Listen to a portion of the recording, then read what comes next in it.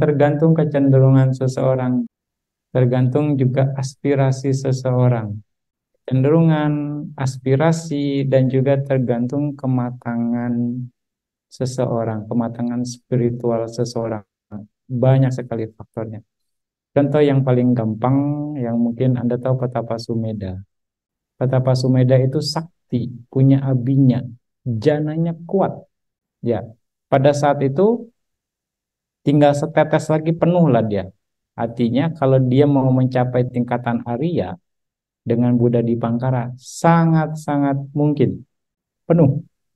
Tapi karena aspirasi dia mau menjadi sama Sang Buddha, dia tidak mencapai apa-apa di kehidupan itu dan di kehidupan-kehidupan berikutnya sampai dia menyempurnakan paraminya 4 Asyang Kapa 100.000 kapa.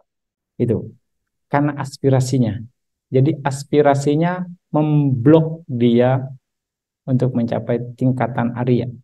Padahal dia punya jana, punya abinya pula, bisa terbang saat itu, sakti sekali. Ada jananya, tapi dia nggak bisa mencapai Arya. Oke, itu yang pertama. Jadi jana belum tentu juga mudah untuk mencapai Arya. Udah punya jana, bisa saja memang belum matang kualitas batinnya. Jadi dia hanya sampai di tahapan jana saja. Nah itu artinya kebijaksanaannya nggak matang ketika dia melakukan kebajikan atau melakukan meditasi. Bisa saja orang hanya sekedar kayak kerja. Mentalitas pekerja sama mentalitas bos akan beda kan?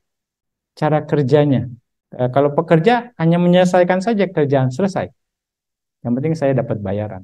Tapi bos dia akan melakukan bagaimana usaha saya supaya maju atau bagaimana. Karena dia pemilik. Rasa memilikinya ada. Artinya dia akan mencari sedetail mungkin cara-cara sebaik mungkin untuk bisa berkembang dan bertahan dan bahkan bisa maju. Begitu juga mungkin pada saat meditasi.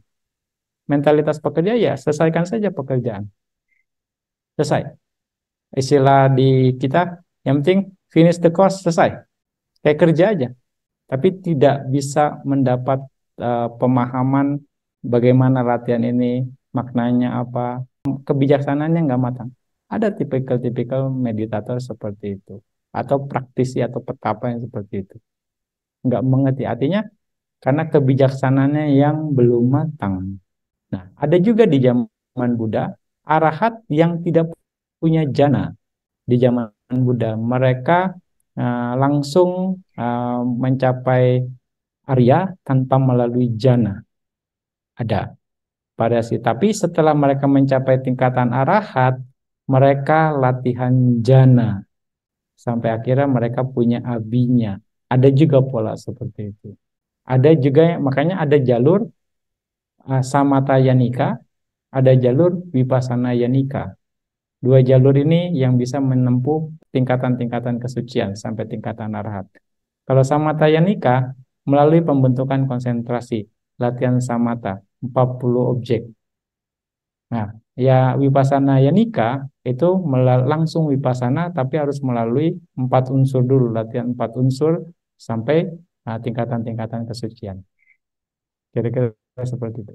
Ya, dan setelah mencapai arahat, ya mereka oke, mereka akan melakukan apa? Nah, ini menariknya ada juga apa namanya informasi di teks bahwa seorang arahat yang mencapai tingkatan arahat dan belum parinibbana, kadang dalam tanda kutip mereka bosan menjalani kehidupan. Dalam tanda kutip ya, bukannya bosan ini.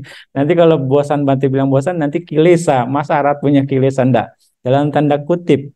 Makanya mereka rata-rata menghabiskan waktunya masuk Niroda Samapati seminggu, seminggu, seminggu.